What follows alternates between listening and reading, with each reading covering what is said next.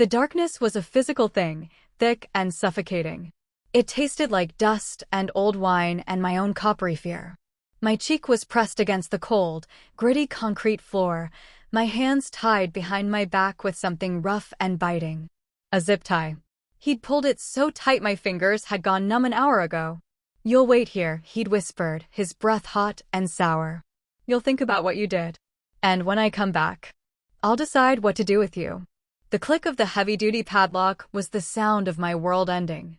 That was hours ago. Or maybe it was just minutes. Time didn't exist in here. There was only the cold, the dark, and the burn of the plastic around my wrists. I'd screamed until my throat was raw, a useless, thin sound that the thick metal door just swallowed.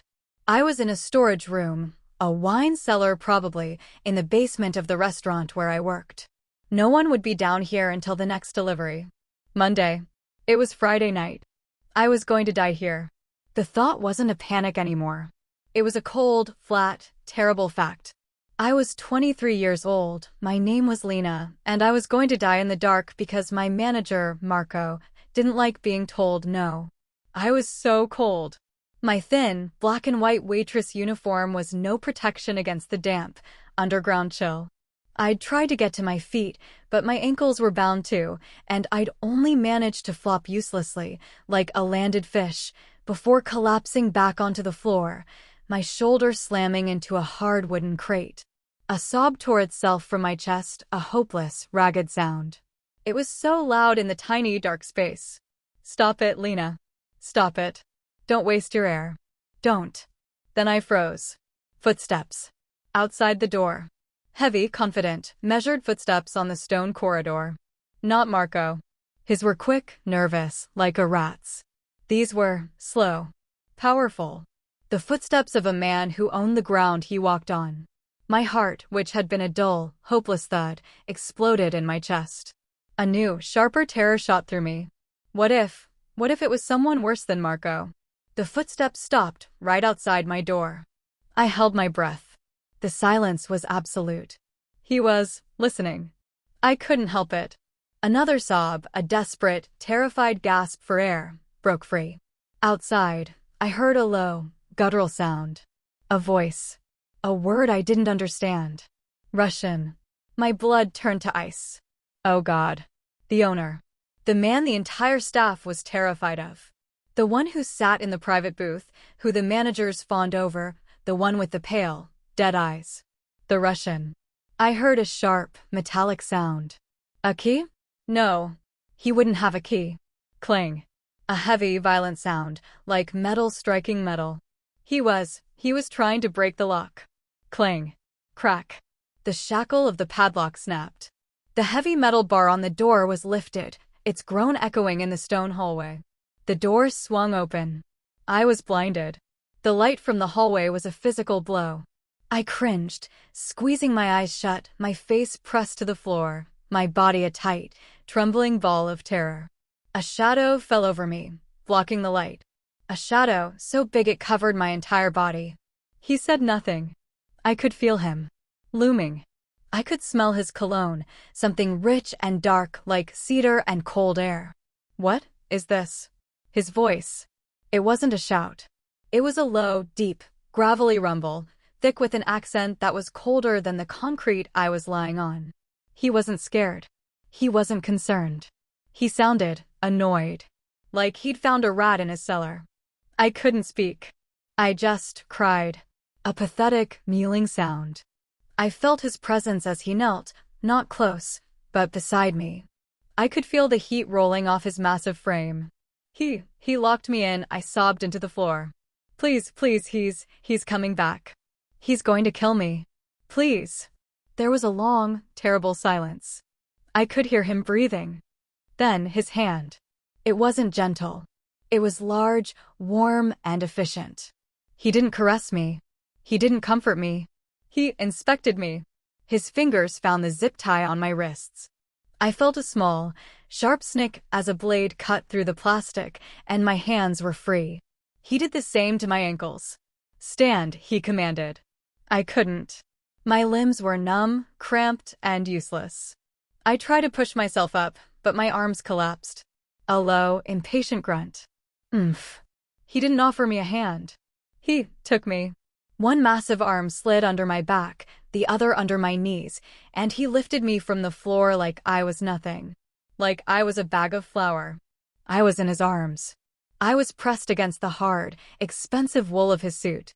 I was staring up at the face of the most terrifying man in New York. He was a carved, granite god. Hard jaw, a severe mouth, a straight, noble nose. And his eyes were the color of a frozen lake, pale, pale blue, and utterly, terrifyingly, empty. He was Dimitri Volkov. And he was looking at me like he'd just found something broken in his house. And he was furious. That look. I think I'd rather be back in the dark. I have to know. Where are you all watching this from? And what's the weather like for you today? Tell me in the comments, I'd love to know. And please, if you want to see what happens to Lena, hit that like button, subscribe, and turn on the notification bell. It's the only way to make sure you don't miss the next chapter. I was airborne, and my world was a dizzying, terrifying blur. His arms weren't gentle. They were steel bands, one locked under my knees, the other clamped against my back. He held me not like a person, but like an object he had just retrieved. He was an efficient, cold machine, and I was a piece of broken, inconvenient equipment. My face was pressed into the rough, expensive wool of his suit. It smelled of that dark, cedar cologne, of cold night air, and of something else, something metallic and sharp. Power. Who? He growled. The single word vibrated through his chest and into mine. It wasn't a question. It was a demand for a name. And Marco, I stammered, my voice a pathetic, raw whisper. My manager. Marco. He didn't say, it will be okay. He didn't say, you're safe. He said a single, guttural word in Russian. A word that sounded like a curse. Then he started moving. He didn't run. He walked. His footsteps were heavy, measured, and unstoppable. He was a tank, and I was just something he was carrying along the way. He kicked the storage room door shut behind us, the boom echoing in the stone corridor. He didn't take the main stairs. He walked to a black, unmarked service elevator I never even knew existed. He hit the button with his shoulder, never adjusting his grip on me. The doors slid open. We were alone. As we rose, the small, dim space was filled with the sound of my own, ragged, terrified breathing. I didn't dare look at him. I just stared at the sharp, perfect crease of his white shirt, at the knot of his black silk tie. The doors opened again, this time into the back of the restaurant kitchen. It was chaos. The end of night rush. Shouts, clanging pans, the hiss of the grill. The moment he stepped through the door, it all stopped. It wasn't a gradual quiet. It was a sudden, absolute silence, as if a switch had been thrown. A line cook, his arm raised to wipe his brow, froze in place. A busboy, scraping plates, held his hand motionless in midair. Every single person, cooks, dishwashers, servers, went rigid, their eyes snapping not to him. No one dared look at him, but to the gray tile floor. The air, which had been hot and frantic, became ice cold. He was the king. This was his court. And he was on his throne, even while he was just walking through. He didn't look at any of them. He just kept walking, right through the middle of the kitchen, his polished shoes clicking on the dirty tiles. He was carrying me, a broken, weeping waitress, and no one said a word. They just melted out of his path, their faces pale, their eyes on the floor. We burst through the kitchen doors into a private, velvet-roped hallway. His driver, a man built like a concrete block, was already there, holding a back door open. We were outside. The cold night air was a shock. It felt clean. A black, armored-looking SUV, a fortress on wheels, was idling at the curb. The driver pulled open the back door. Nikolai Volkov, in one smooth, powerful motion, deposited me inside. He didn't place me gently. He just put me in, my numb legs tangling beneath me on the plush leather seat. I scrambled to the far side, pressing myself against the door, my heart a trapped bird. He didn't get in the back. He took the passenger seat. The front. The driver, Ivan, got in, and the doors locked with a heavy, final thud. The partition between the front and back, a sheet of dark, tinted glass, was already up, sealing me in. I was alone in the dark in his rolling, silent cage. Dimitri spoke to the driver, his voice a low, guttural rumble that I could feel more than hear through the glass. Domoi. Home. Then he pulled out a sleek, black phone. He pressed a button. He didn't dial. He just spoke. He spoke in Russian. The words were fast, sharp, and brutal. They were a series of commands. I didn't understand the language, but I understood one word. Marco. He said the name, and then he said a string of other words, his voice like a razor's edge. He wasn't yelling. He was sentencing. My blood turned to ice. My stomach, which had been empty and cold, suddenly felt full of wet cement. Oh God, Lena. What have you done? He had heard me, and now he was going to fix it. I had run from a small, petty, cruel man, and I had been rescued by a true, bottomless, cold-blooded monster. He finished his call and put the phone away. He didn't look back. He just stared straight ahead, a silent, granite profile, as the city lights blurred past. The drive was maybe 15 minutes, but it felt like an eternity. We didn't drive through the city. We drove under it, through a series of private tunnels and garages, until we finally glided into a vast, underground space that was silent. It was lit like a showroom, and it was filled with black, expensive cars, all gleaming under the lights. The driver opened my door. I was too stiff, too terrified to move. Out, Dimitri commanded from the front. I tumbled out, my legs still pins and needles. He was already striding toward another private elevator, his massive, broad-shouldered back to me. I had to run, my ankles screaming in protest, to keep up. He pressed his thumb to a black, biometric panel. The doors slid open with a whisper. We stepped in. Mirrors and polished steel. I saw myself. I was a wreck. My face was pale and streaked with dirt and tears. My uniform was rumpled, stained from the cellar floor. My hair was a matted, wild nest. He saw me too. His reflection stood next to mine. Cold, perfect, and immaculate. He looked at my reflection, his pale eyes raking over me, and his lip curled. Just a fraction. It was disgust. He was disgusted by the mess. By the imperfection. The elevator doors opened. It was the penthouse. It was impossible. It was a vast, cold, two-story cavern of glass and white marble. The entire city skyline was laid out before us, a carpet of glittering lights, far, far below. It wasn't a home. It was a statement. A monument to a man who lived above the world. He strode into the center of the room, tossing his keys onto a glass table with a sharp clack. I stood frozen on the small patch of rug by the elevator, not daring to step on the perfect, gleaming white marble. He turned. He looked at me, a small, dirty, broken thing, shivering in his perfect, empty palace. You are Gryazny, he said, his voice flat. Filthy. He walked to an intercom on the wall. Svetlana. A moment later, a woman appeared. She was older, thin as a rail, with her gray hair in a tight, severe bun. She wore a pristine black uniform, and her face was a mask of cold, professional judgment. She looked at him, and only him. Duh, Господин, she said. He didn't look at her. He pointed. At me. Akastite Ito, he commanded. Clean. This. He didn't call me her. He called me this. Svetlana's eyes flicked to me. Her expression was one of pure, unadulterated disdain. I was garbage that had been tracked into her clean house. Svetlana will prepare a room, Dimitri said, finally looking at me. His eyes were empty, bored. The fury from the cellar was gone. The problem was being handled. She will give you clothes. You will wash. You will be quiet. You will stay. I have business to attend to. What are you going to do? I whispered, my voice shaking. To Marco? He actually looked surprised, as if a piece of furniture had just spoken to him. He walked toward me, his steps slow, deliberate. He stopped a foot in front of me. I had to crane my neck to look up at him. He was a mountain. He is a rat, he said, his voice a low, cold whisper.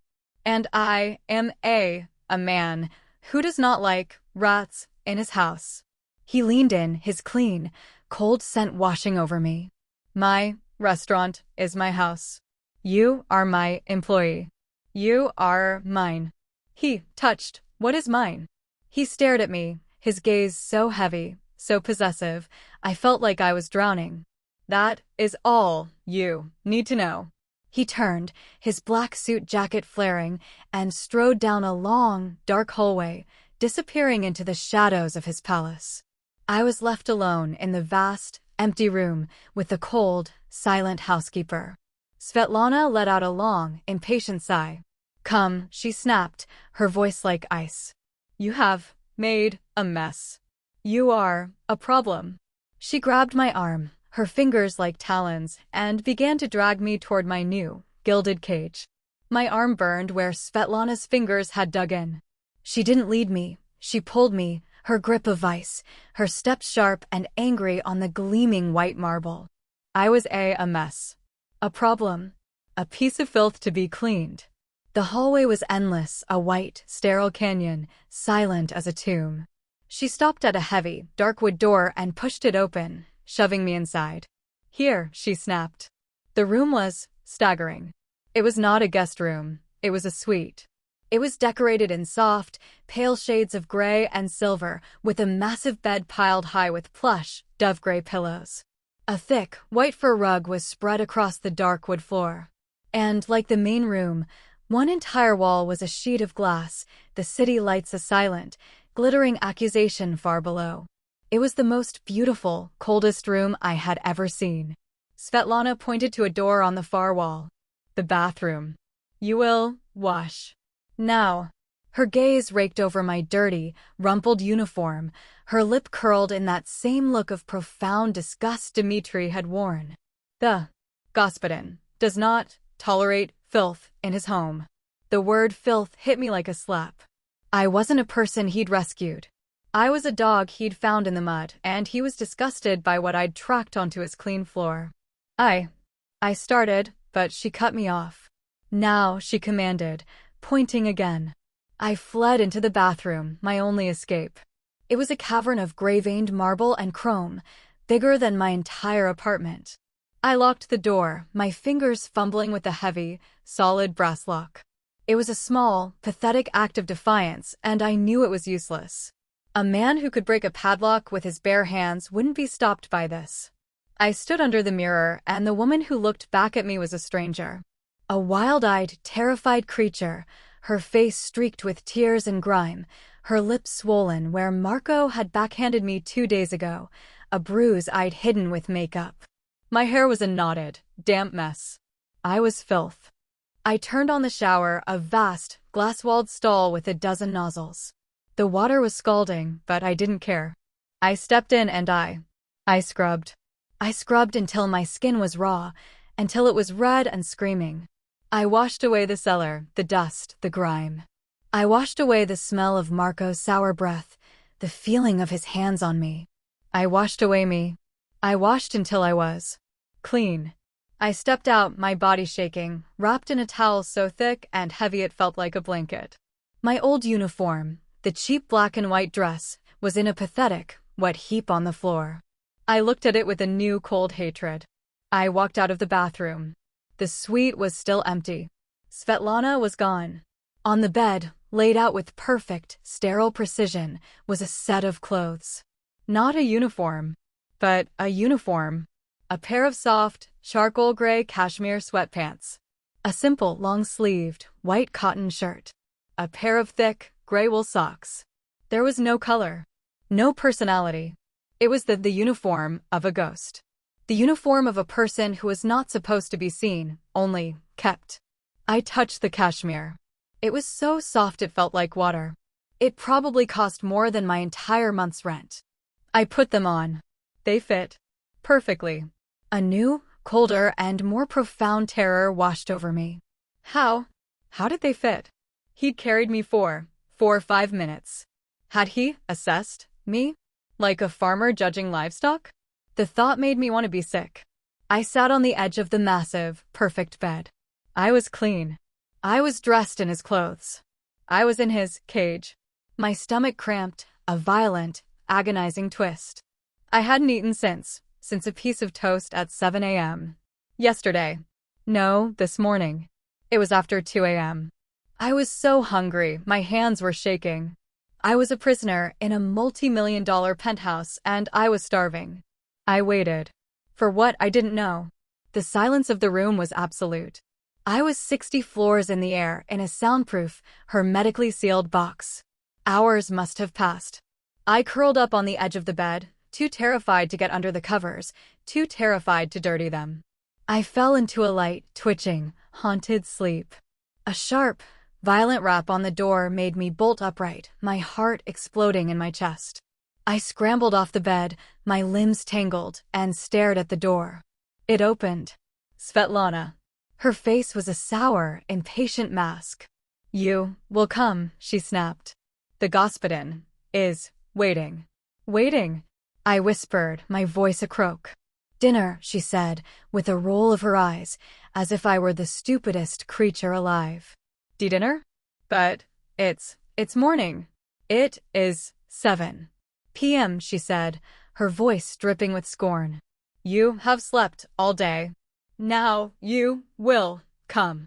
Do not keep him waiting." I had slept for 16 hours. I followed her, my bare feet silent on the cold marble, a ghost in my new gray and white uniform. She led me back to the vast, cold, main room. It was dark. The city lights were a river of diamonds, a galaxy of impossible, silent beauty. And at the far end, at a long, black, polished table that could have seated 30 sat him, Dimitri Volkov. He was at the head of the table, a dark, imposing silhouette against the glittering backdrop of the city. He was a king on his throne. The table was set for two.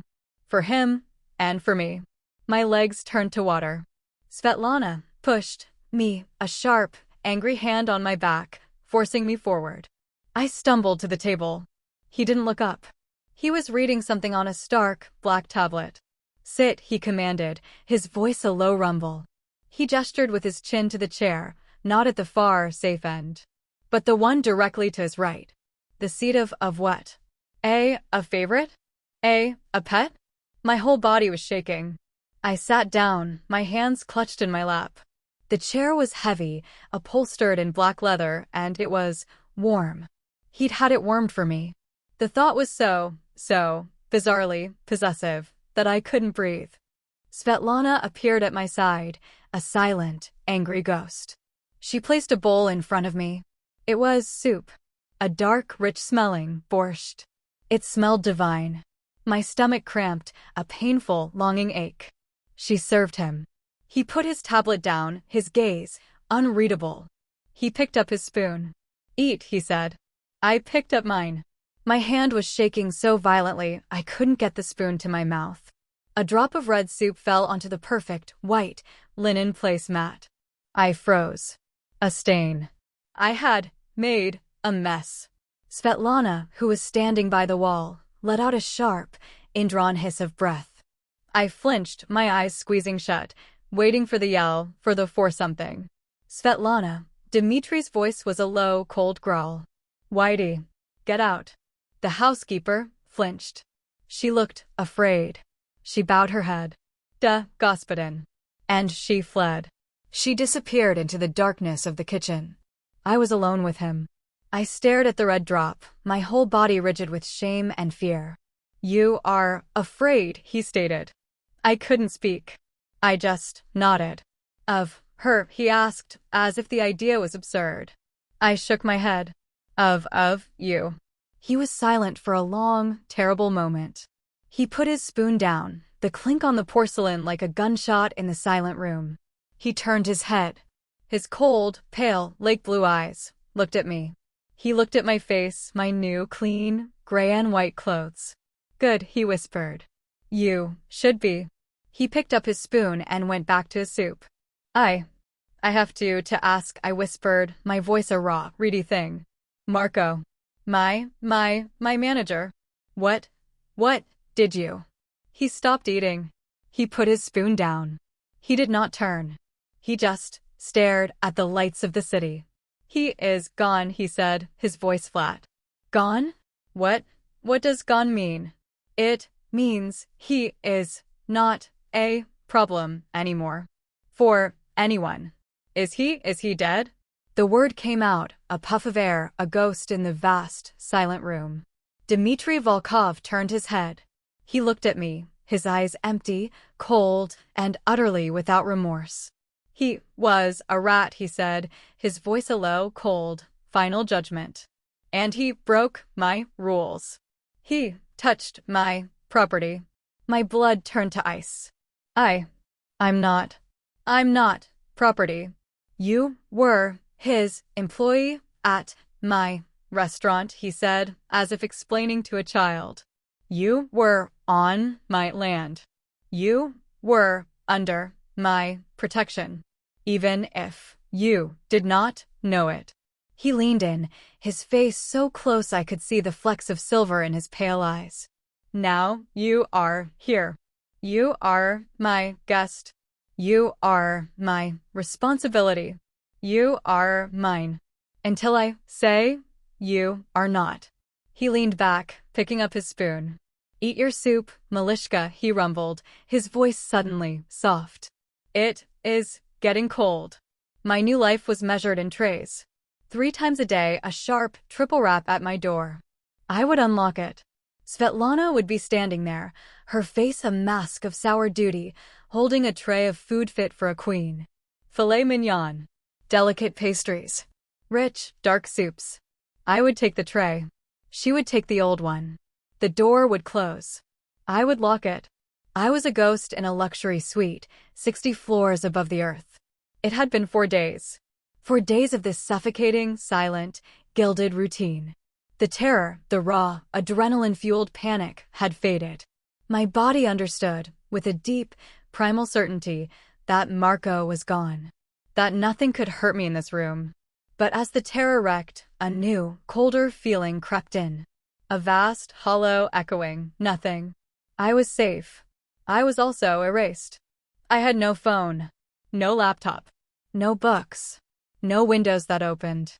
My only view was the silent, indifferent city, a million lives being lived that I could see but never touch.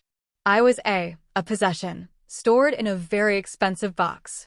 On the 5th day, I couldn't take it anymore. The silence was loud. It was a screaming in my ears. I was 23 years old. I was not made to sit. I unlocked my door. My heart was a frantic drum, a betrayal of the cold silence I was breaking. You will not wander. Svetlana's words. I didn't care. I tiptoed down the long, white marble hall. My bare feet made no sound. The penthouse was silent, save for the faint, ambient hum of the air system. I reached the main room. It was vast, empty, and bathed in the pale light of a cloudy afternoon. It was like a museum, cold and perfect. Dimitri was not there. A jolt of, what? Relief? Disappointment? I didn't know. I was drawn, as if by a magnet, to the kitchen. It was my old world. It was a vast, gleaming expanse of black granite and stainless steel.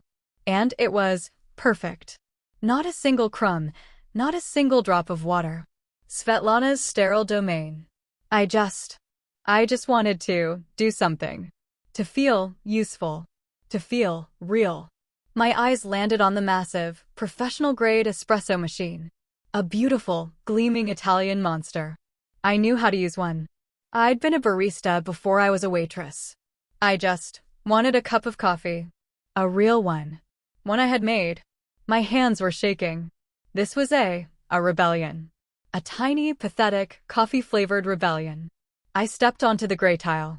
I found the beans. I found the grinder. My hands, which had been trembling and useless, suddenly knew.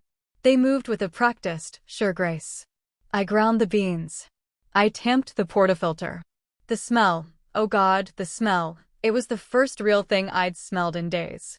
It smelled like life. I locked the portafilter in. I pressed the button. The sound was a roar in the silent penthouse. The hot, dark liquid streamed into a small, white cup. I had done something. I had made something. I turned, the small, steaming cup in my hand, a tiny, triumphant smile on my face. And I walked straight into a wall of muscle. I didn't even have time to scream. The cup flew from my hand, hot coffee splashing, and I stumbled back, my hands flying up to my face. Dimitri Volkov. He hadn't come from the hallway. He'd come from his office. He was just there. A silent, black-clad mountain. He hadn't been in a suit. He was wearing a simple, black, long-sleeved shirt that was stretched tight over his massive, terrifying chest and black pants. He looked less like a king and more like a executioner. I was frozen. I had spilled on his floor. On Svetlana's floor. I had made a mess. I'm sorry. I gasped, dropping to my knees, my hands fumbling for the shattered pieces of the cup. I'll clean it. I'm sorry. Stop, he growled. The word was so low, so dangerous, that I froze, my hand hovering over a shard of white porcelain. You are bleeding. I looked. He was right. A small, bright red drop of blood was welling up from my palm. I hadn't even felt it. He didn't move. He just looked at the blood, at the mess, at me. And he wasn't angry. He wasn't disgusted. He was something else. He was curious. His pale, icy eyes were assessing. You know how to do that, he said, his voice a low, gravelly rumble. He pointed with his chin at the espresso machine. I was a barista, I stammered, still on my knees, my hand dripping blood onto the white marble. He fed. A small, almost amused sound. He walked past me, his large, bare feet silent on the stone. He grabbed a clean cloth from a hook. He walked back. He didn't help me up. He didn't comfort me. He crouched. He was on my level. A lion, crouching to look a mouse in the eye. It was the most terrifying, intimate thing that had ever happened to me. He didn't ask. He took my hand. His grip was hot. His large, calloused fingers wrapped around my bleeding one. He pressed the cloth to the cut. Hard. I hissed. You are bored, he stated. I just nodded. I couldn't speak. He was holding my hand. His thumb was resting on my pulse, which was a frantic, terrified, trapped bird. A bird in a cage should sing, he whispered, his pale eyes holding mine. Not work in the kitchen. This is Svetlana's kitchen. He stood up, pulling me up with him as if I weighed nothing. He still hadn't let go of my hand. He towed me. He pulled me out of the kitchen, across the vast, empty living room, toward a hallway I had never seen. Where are we? He didn't answer. He opened a door. It wasn't a bedroom. It was a library. A vast, two-story room, lined from floor to ceiling with thousands of ancient, leather-bound books. The air smelled of old paper, of leather, of history. In the center was a massive, dark wooden desk. This is my work, he said, gesturing to the desk. Then he pulled me to the other side of the room. There was an easel. A canvas. A vast, white, empty canvas. Next to it was a cart, piled high with paints. Dozens and dozens of tubes. Oils. Acrylics. Brushes of every size, all brand new. I stared. This, he said, his voice a low, possessive growl, finally, letting go of my hand, is yours. I don't know how to paint, I whispered, my mind reeling. He smiled. It was terrifying. It wasn't a smile. It was a baring of teeth. I know, he whispered, his pale eyes gleaming with a cold fire. You will learn. I stared at the blank, white canvas. It was a void. It was a perfect, taunting, terrifying sheet of nothing. Beside it, the cart of brand new, expensive paints and brushes was an arsenal of potential failure. You will learn. It wasn't a suggestion. It wasn't an encouragement. It was a command. A command from a man who corrected problems, who erased people. What would happen if I failed? My hands, the one with the small, neat bandage and the other, were shaking so hard I had to clasp them together. I can't, I whispered again, my voice a pathetic, raw thing. I will. I'll make a mess. I'll ruin it. Dimitri Volkov was still standing beside me, so close I could feel the heat radiating from his massive chest. He didn't move.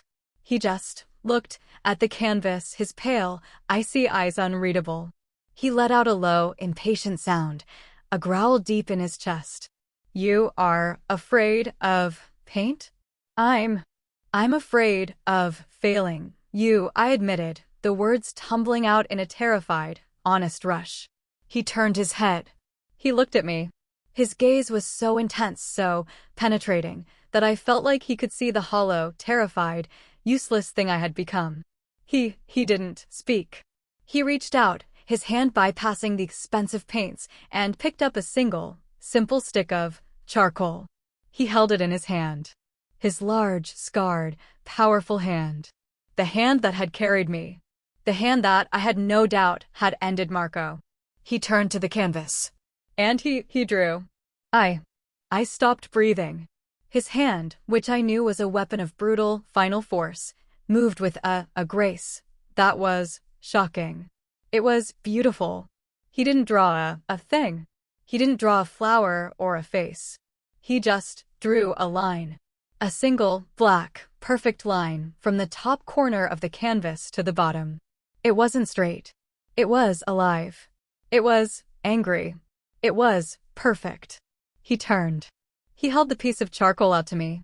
His fingers were smudged with black. Now, he whispered, his voice a low, rough growl. You. Try. I couldn't. I was paralyzed. His eyes narrowed. The patience, which had been a thin, brittle thing, was gone. Probite, he commanded. Try. My hand, my shaking, useless hand, reached out. My fingers brushed his. His skin was hot, like a furnace. I took the small piece of charcoal. He nodded. Once. A sharp, curt, final gesture. This is your new work, he said. Svetlana will bring food. Here. You will stay here. You will work. He turned and strode out of the library, his footsteps silent on the thick Persian rug.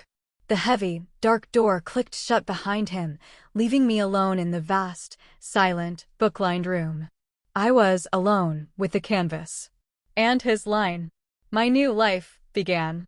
This room, this was my new cage. It was better than the bedroom. It was bigger. It was full. The walls were lined with the lives and thoughts of dead men. The air smelled of paper and him. His dark cedar cologne. Svetlana was furious. She would appear 3 times a day, not with a rap, but with a shove of the door. She would place the tray on the massive, dark desk, her lips a thin, white, angry line. The Господин, he is not a patron, she hissed at me on the second day. He is a businessman. He does not tolerate waste. She hated me.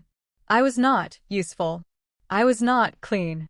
I was a pet that he had indulged. I tried. I stood in front of that massive canvas for hours. I held the piece of charcoal. His line, it judged me. I tried to draw a hand. My hand. It was terrible. It was a child's drawing. It was filth. I scrubbed it out, my hand shaking, my cheeks burning with a hot, terrible shame. I tried again. A cup. The cup I had broken. It was crooked. It was weak. Garbage. I threw the charcoal down. It shattered on the dark, polished, wooden floor. I I froze. I had broken something. His charcoal.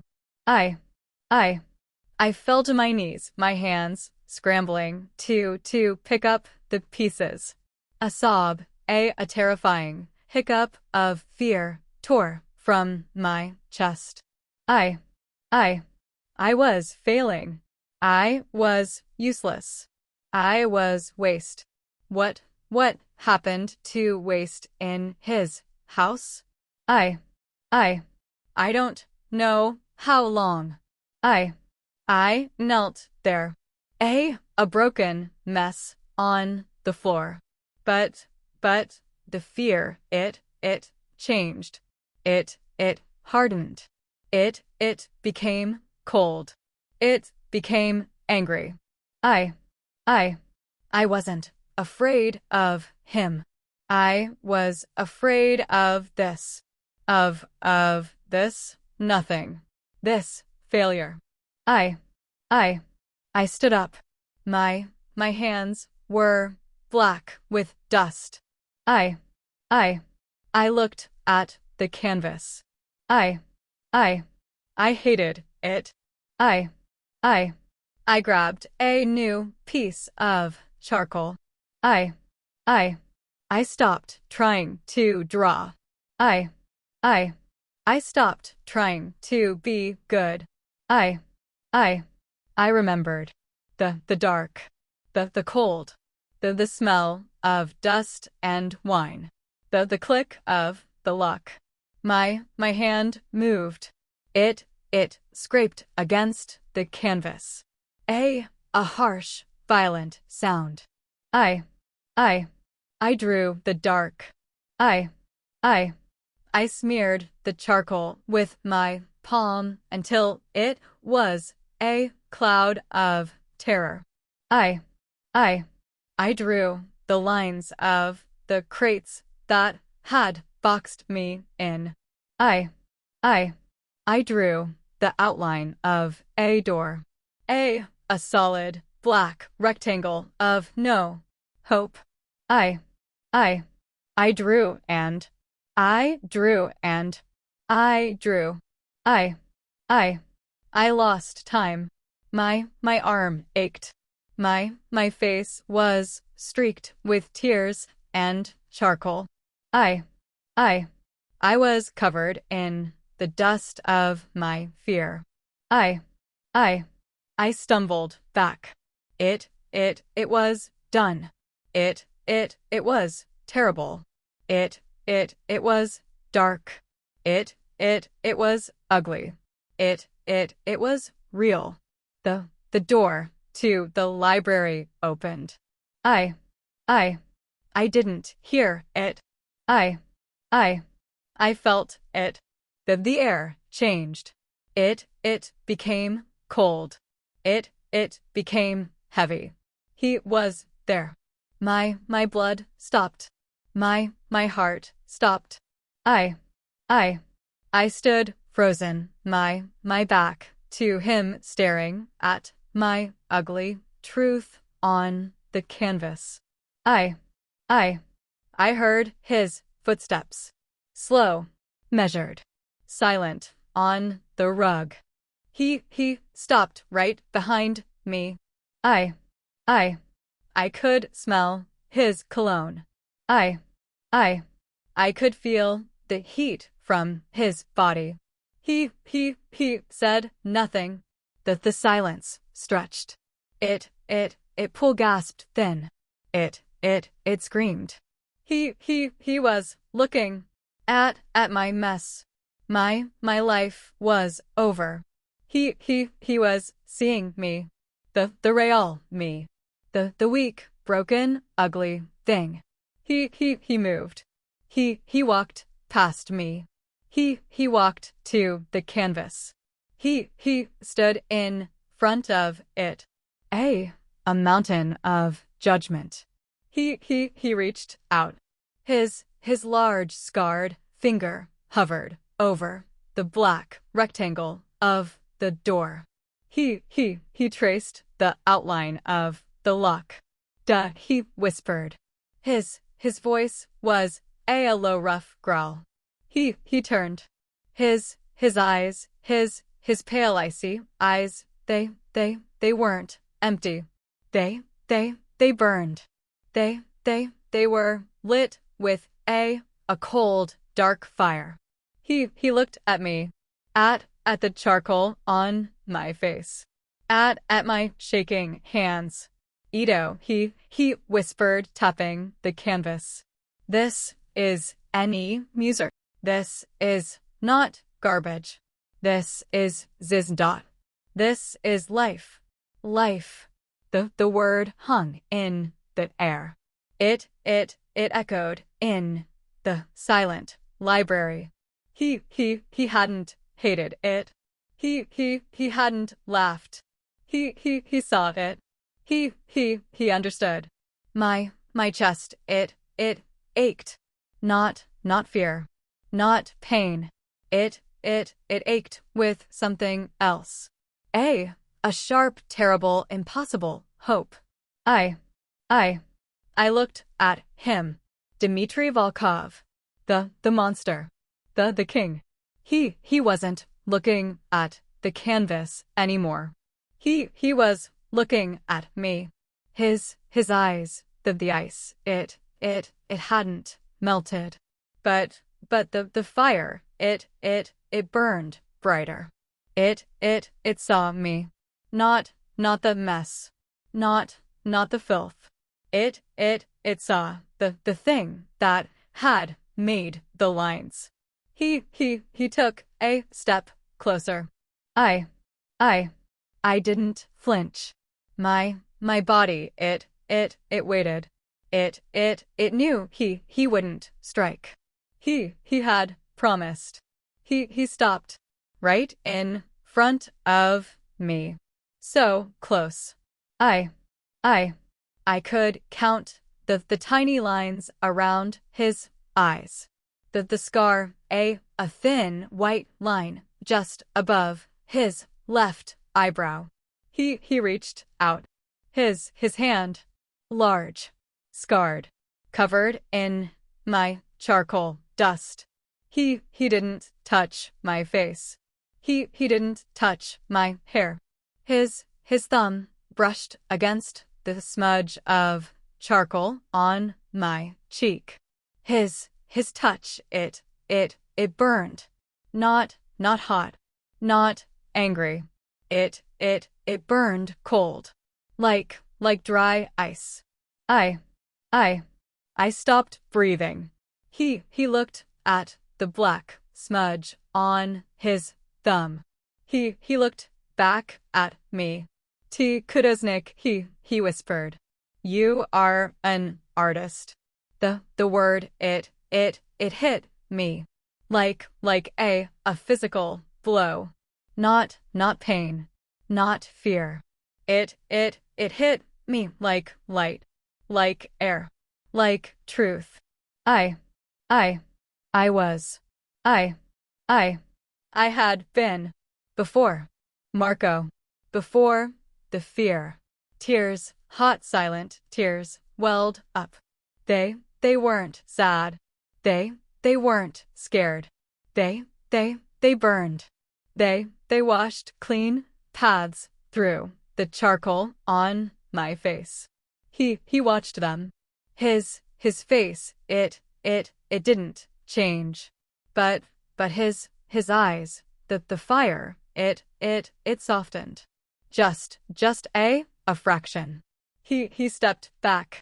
He broke the spell. He looked at the canvas. He looked at the cart of paints. Ito, any, dostatok no, he growled. This is not enough. He turned. He strode to the door. He opened it. Svetlana, he barked.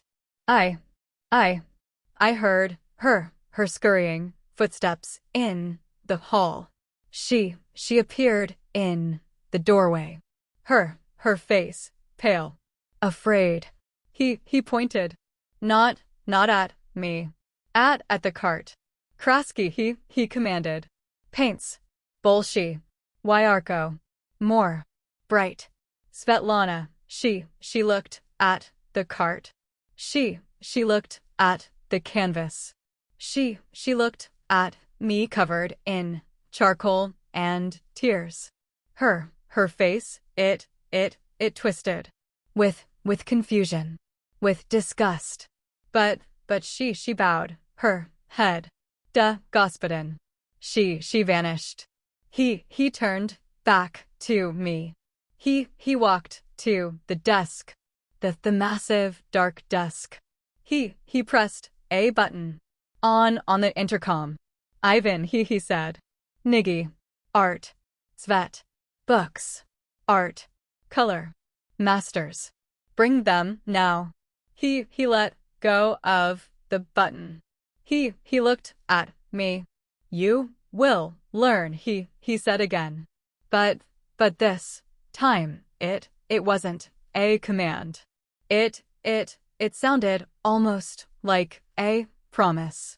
You will make Tvet. You will make color. Color. The word, it terrified me. Black was safe. Black was the cellar. Black was the fear. Black was real. Color was dangerous. Color was hope. Color was life. Color was a lie. Svetlana, she returned. Not once, but many times. Her arms full. Boxes, tubes, jars. Reds, blues, yellows. Greens, purples, oranges. Every color imaginable. They gleamed. They mocked me. She slammed them down on the floor. Beside the cart. A mountain of brightness. Her face, a thundercloud. Then, Ivan, the driver. The concrete block. He didn't knock.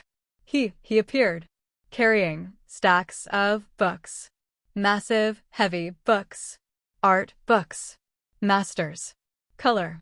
He placed them on the massive dark desk. He didn't look at me. He just left. I was alone. Alone with the silence. Alone with the darkness on my canvas. Alone with a mountain of color. Alone with the ghosts of great artists. I didn't touch them for 4 days.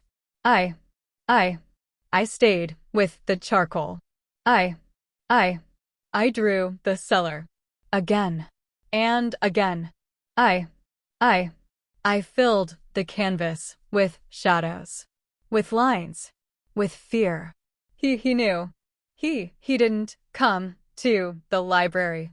But Svetlana, she watched me. Her eyes like chips of obsidian. When she brought the trays. She saw the unused paints. She saw the black and gray smudges. Her lips thinned. She reported back. I knew it. On the third day after the paints arrived, he came. The door opened. Silently. I froze. Charcoal in my hand. My back to him. I heard his breathing. Low. Steady. A predator's calm. He walked up behind me. I squeezed my eyes shut. Waiting. For the anger. For the disappointment. For the cold command to stop this waste. He said nothing. For a long time. Then, his hand. On my shoulder. I jumped. A violent full-body flinch. The charcoal clattered to the floor. His hand tightened. Not hard. Not angry. Just firm. Immovable. Possessive. Net, he growled. No. Smatry. Look. He turned me. Gently. But irresistibly. He turned me away from the canvas. Away from my darkness. He turned me to face him. His eyes, they weren't angry. They weren't cold. They were something else. They were intense. They burned. He looked at my face. At the charcoal smudges. At my wide, terrified eyes. He lifted his other hand. The one without the charcoal dust. He held something. A tube of paint. Small, innocent, deadly. It was red. A deep, violent blood red. He uncapped it. He squeezed. A single perfect glistening drop formed on his fingertip. Red like the blood on my hand. Red like Marco's rage. Red like life. Red like death. He held it up between us. His eyes locked on mine. Ito, Svet, he whispered. This is color. He moved.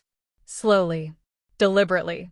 His finger, the one with the red paint, came toward my face.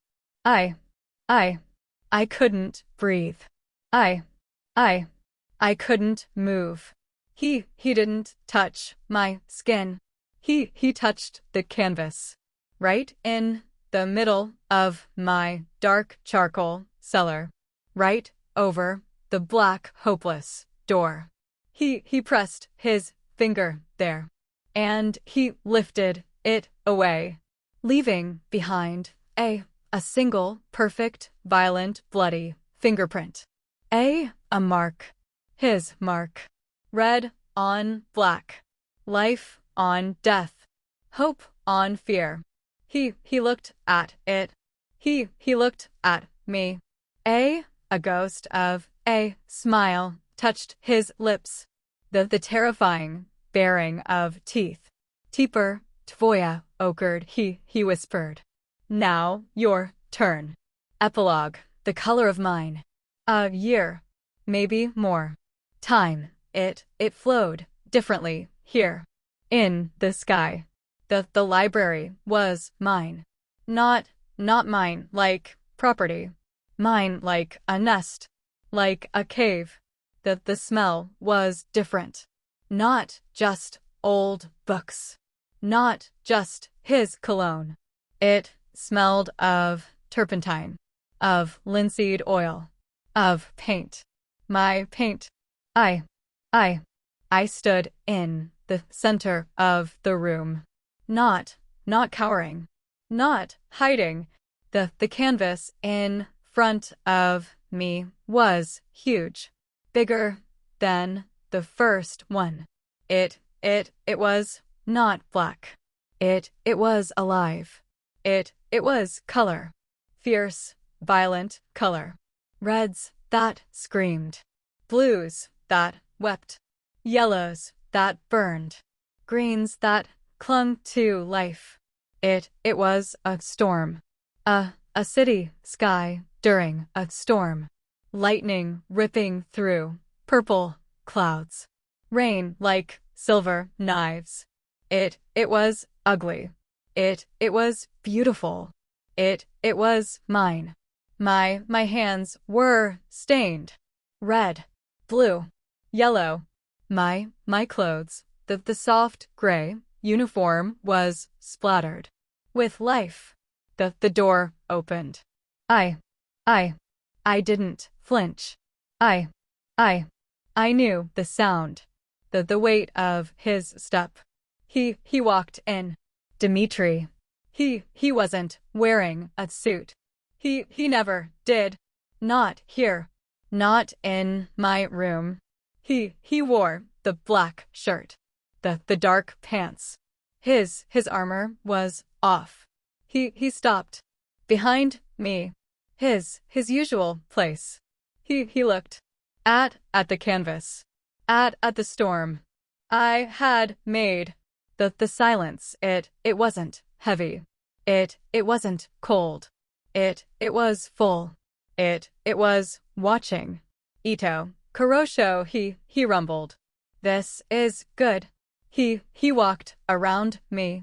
He stood beside me.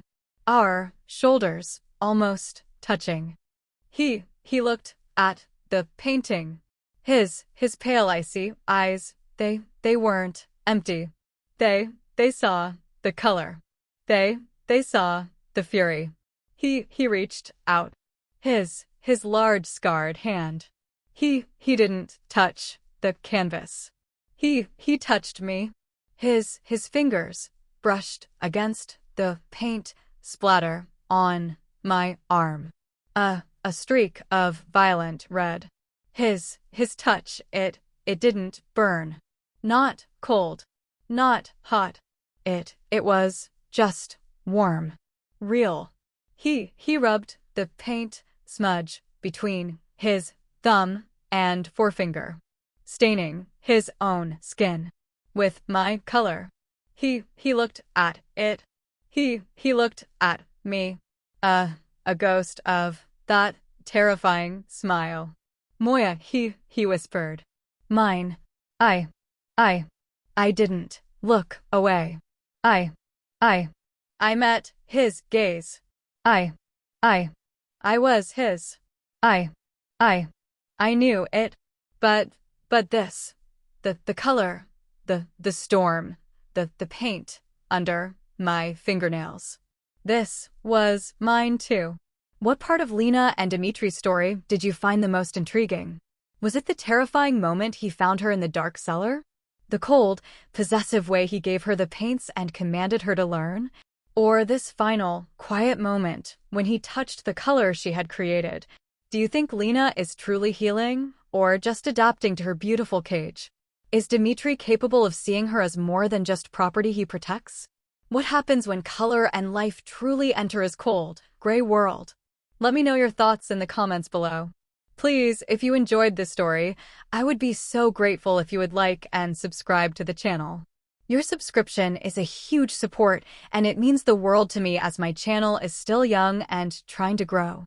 Thank you so much for watching, and I'll see you in the next interesting story.